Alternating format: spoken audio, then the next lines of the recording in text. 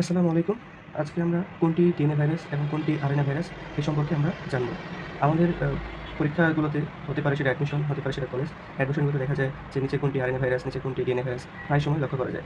তো খুব সহজেই খুব শর্টকাট টেকনিকে কিভাবে এগুলো মনে রাখা যায় সেটা আজকে দেখার চেষ্টা করব। প্রথমে আমরা জেনে নিই যে ডিএনএ ভাইরাসটা কি? ডিএনএ ভাইরাস যে সকল ভাইরাসের মধ্যে কি থাকে? ডিএনএ থাকে। আমরা জানি যে ভাইরাসের মধ্যে হয়তো আরএনএ থাকবে বা ডিএনএ থাকবে। তো ভাইরাসের মধ্যে কি হতে পারে না? ডিএনএ এবং আরএনএ ২ টা একসাথে থাকতে পারে না। যেকোনো একটা থাকে। তো যে সকল ভাইরাসের ডিএনএ থাকে তাদেরকে ডিএনএ ভাইরাস বলা হয়। যেমন একটা আমরা ছন্দের সাহায্যে এই ডিএনএ ভাইরাসটাকে খুব সুন্দর করে মনে রাখতে পারি যে টিপুর ভাই টিটু ভ্যানিলা হতে ফ্রান্স এলো। এখন এই টিপু দ্বারা কি বোঝাচ্ছে? এই টিপু দ্বারা টিপুর দ্বারা বোঝাইতেছে যে টিআইবি। তো এই টিআইবি ভাইরাস টিপু দ্বারা কি বোঝাইতেছে? TIB virus. এবং এই ভাইতে বোঝাইতেছে ভ্যাকসিনিয়া ভাইরাস, ভ্যাকসিনিয়া। এবং এই Titu already Titu virus already আছে। এই ভ্যানিলিয়া দ্বারা বোঝাইতেছে ভেরিওলা ভাইরাস, ভেরিওলা ভাইরাস। আর এই ফ্রান্স হতে বোঝাইতেছে যে ফুলকপির মোজাইক ভাইরাস, ফুলকপির মোজাইক ভাইরাস, ফুলকপির মোজাইক ভাইরাস।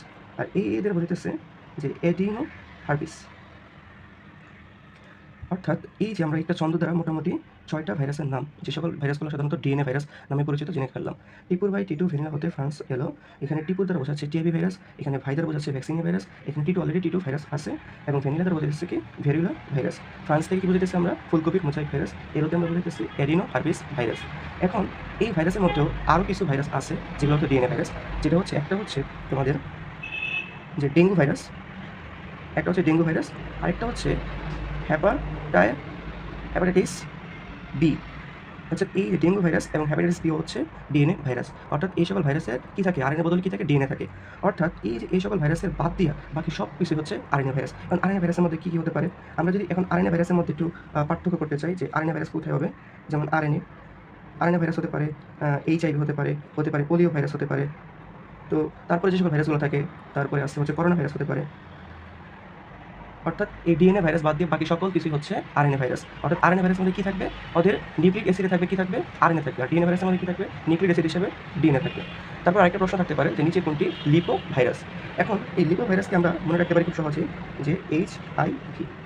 লিপো ভাইরাসকে আমরা খুব সহজে মনে রাখতে কী পারি? এইচআইভি। এইচ দ্বারা কী বোঝাচ্ছে? হার্পিস, একটা হার্পিস বোঝাচ্ছে। আরেকটা এইচআইভি নিজেই একটা এইচআইভি বোঝাচ্ছে। আই দ্বারা হচ্ছে ইনফ্লুয়েঞ্জা, ভিতে হচ্ছে করোনা ভাইরাস। এবং এদের মধ্যে হার্পিস শুধুমাত্র ডিএনএ, বাকি সকল কিছু হচ্ছে আরএনএ। প্রত্যেকটাই হচ্ছে আরএনএ ভাইরাস, প্রত্যেকটাই হচ্ছে আরএনএ ভাইরাস।